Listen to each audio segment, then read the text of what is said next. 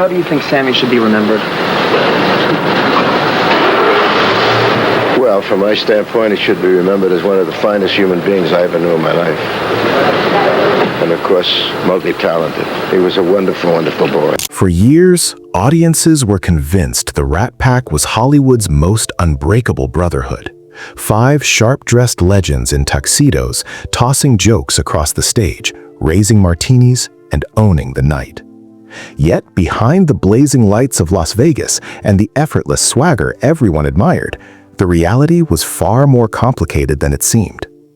Hidden beneath the laughter, the music, and the clinking glasses, one man was quietly balancing on a tightrope the crowd never realized existed.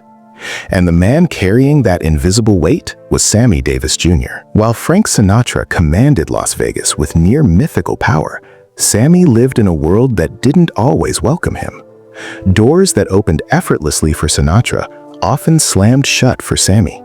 Many who witnessed their relationship later believed Sinatra's loyalty wasn't just friendship, it was protection. Their story began quietly in 1941, backstage in Detroit. A young Sinatra met a 15-year-old Sammy performing with the Will Maston Trio. At the time, it seemed like nothing more than a brief introduction between 2 performers crossing paths.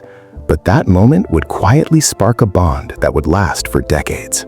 Years later, their connection reignited when Sammy appeared on Sinatra's CBS radio show in Los Angeles. It was as if no time had passed.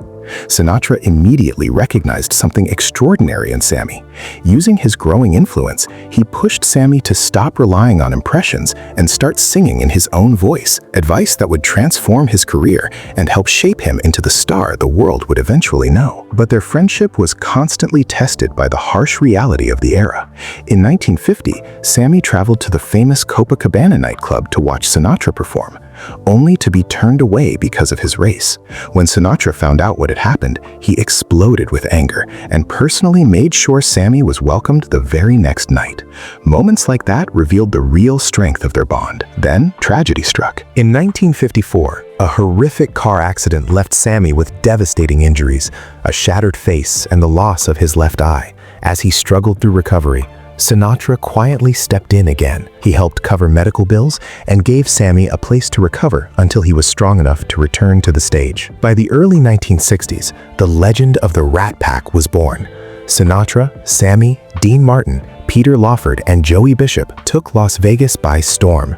Their wild, unscripted shows at the Sands Hotel and Casino became the hottest ticket in America, and films like Ocean's 11 cemented their place in pop culture history. Yet even as audiences roared with laughter, Sammy often carried a quiet burden. Much of the humor on stage revolved around racial jokes directed at him, moments that historians and fans still debate today. But behind the curtain, Sinatra repeatedly used his power to challenge discrimination. If a venue refused to treat Sammy fairly, Sinatra refused to perform. Time and again, he forced doors open that had long been closed. Still, even the strongest brotherhoods can fracture. By the late 1970s, Sammy was battling drug problems and personal turmoil. Sinatra, who had strict lines he refused to cross, confronted him directly. When Sammy couldn't change, the man who had once defended him against the world did the unthinkable. He cut off contact.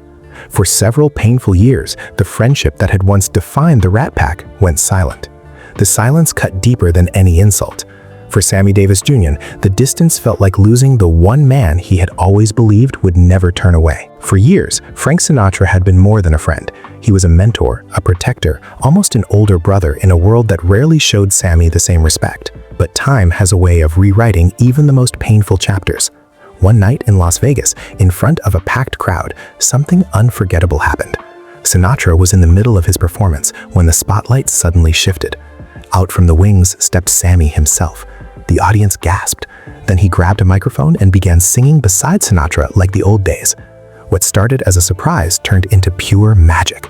The crowd leaped to its feet as the two voices blended again, and in that moment, years of distance melted away. It wasn't just a performance, it was a reunion that said everything words couldn't. When Sammy Davis Jr. died of throat cancer in 1990 at only 64. How do you think Sammy should be remembered? Well, from my standpoint, he should be remembered as one of the finest human beings I ever knew in my life. And of course, multi-talented. He was a wonderful, wonderful boy. The loss hit Sinatra harder than most people realized. The tough, unshakable icon who ruled Las Vegas suddenly sounded like a grieving brother. Speaking about Sammy, Sinatra admitted he wished the world could have known him the way he did, not just the entertainer, but the loyal, generous soul behind the spotlight. Sinatra canceled shows. He quietly attended the funeral, and as Las Vegas dimmed its neon lights in tribute, he sat in the front row, letting the moment speak for him. In the end, Sinatra confirmed what many had always suspected. Behind the swagger of the Rat Pack, the tuxedos, the martinis, the endless applause, was something deeper than fame or show business. It was loyalty.